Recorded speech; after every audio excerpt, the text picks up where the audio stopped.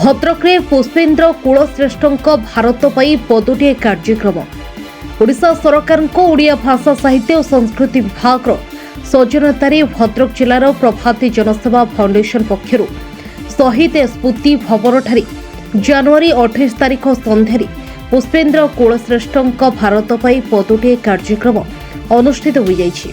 उक्त कार्यक्रम में विभिन्न हिंदू संगठन शताधिक हिंदू महिला पुरुष उपस्थित होते। दीर्घ 3 घंटा धरी पुष्पेन्द्र कुलश्रेष्ठ बैठक को नीरवरे बसी शुणुले।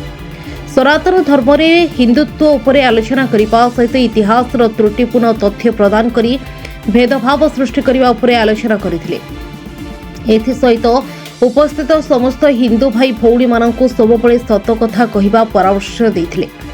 अतीत विभिन्न समय खंडित वंदे मातरम गायबाकु नै मंतव्य रखिबा सहित वंदे मातरम गीत को संपूर्ण अखंडित गायबा विषय अवगत कराइथिले।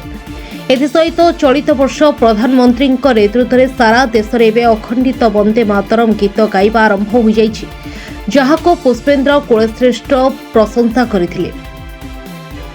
शास्त्र अनुसार भारत में 4 जन शंकराचार्यों सम्मान विषय में आलोचना करथिले। सेपरि शंकराचार्यों मध्य पुरी शंकराचार्यों कार्यपंथा सहित तांकर धार्मिक चिंताधारा को सम्मान करती बोली कहिथिले। एथिसहित समस्त सनातनी निज धर्म को श्रेष्ठ धर्म भाव में ग्रहण करने सहित निज धर्म को कहीं आक्षेप कले ताकू निजर धर्म प्रदर्शन करने नित्यांत आवश्यक रहिबो बोली परामर्श देथिले। निजर धर्म कौन बोली से मध्य अति सरल भाव में बुझाइथिले।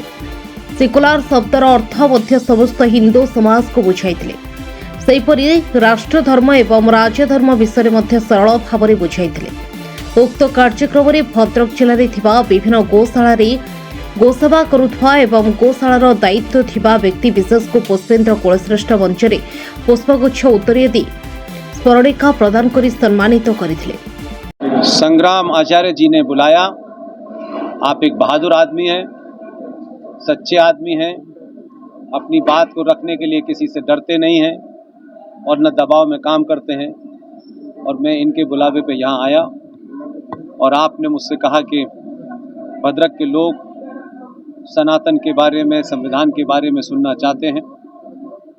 मुझे बड़ी खुशी हुई कि न सिर्फ इसमें आम आदमी शामिल हुआ, आपके राज्य का एक युवा नेता, युवा मंत्री जिनके पास 3 पद हैं वो भी यहाँ मौजूद थे।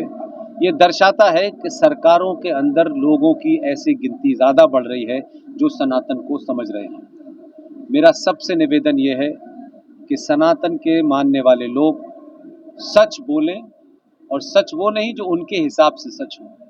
सच सच होता है।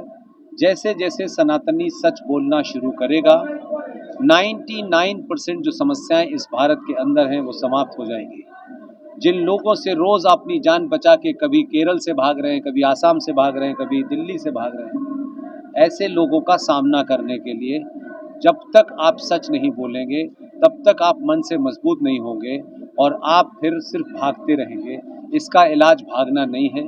अगर कोई बीमारी है तो उस बीमारी का इलाज ढूंढिए, और बीमारी को अगर कड़वी दवा से ठीक होती है तो कड़वी दवा का इस्तेमाल कीजिए।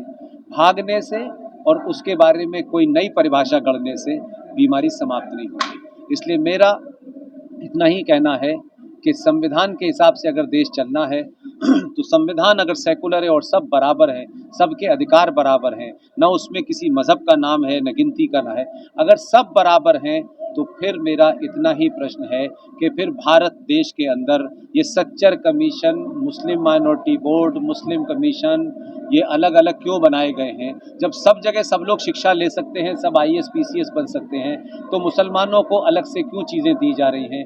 ये 3.5 हज़ार करोड़ का बजट जो सच्चर कमीशन का है, मुसलमान बेटा बेटी अगर IAS PCS बनना चाहता है तो सच्चर कमीशन में जो पैसा जाता है वो मेरे टैक्स का पैसा जाता है। फिर सरकार को ये किसने अधिकार दे दिया है कि मुसलमान की बेटी और बेटे को अगर IAS बनना है तो 1 लाख रुपया दे करके उसकी सरकार ट्रेनिंग कराएगी? क्या इस देश में ब्राह्मण ठाकुर बनिए का बेटा गरीब नहीं है, उसकी बेटी IAS नहीं बनना चाहती? तो अगर संविधान सबके लिए बराबर है तो फिर ये सत्ताओं ने अलग अलग दुकानें क्यों खोल रखी हैं? फिर ये सारे कमीशंस बंद होने चाहिए। सिर्फ सबके सामने एक ही चीज़ होनी चाहिए, जो मेरिट पे है वही जाएगा। लेकिन इसके नाम पर कि IAS बनाना है, आप IAS वाले को 1 लाख रुपया दे रहे हैं।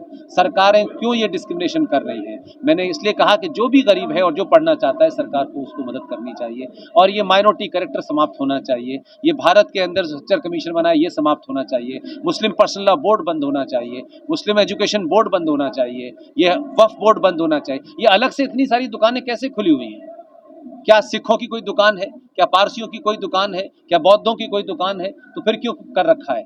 जब देश का प्रधानमंत्री से लेकर राष्ट्रपति से लेकर उपराष्ट्रपति से लेकर विदेश मंत्री से लेकर सब मुसलमान बन सकते हैं, तो फिर सारी ही योजनाओं में माइनॉरिटी का मतलब अगर यूएनओ को देखा जाए तो यूएनओ के अंदर माइनॉरिटी की जो परिभाषा है उसमें कहा गया है कि टोटल पॉपुलेशन का जो 1.5% होगा वो माइनॉरिटी कहलाएगा। यहाँ टोटल परसेंटेज का 16% भी माइनॉरिटी में है और 42,000 पारसी भी माइनॉरिटी में है। ये फ्रॉड सरकारों को समाप्त करना चाहिए। बहुत बहुत धन्यवाद।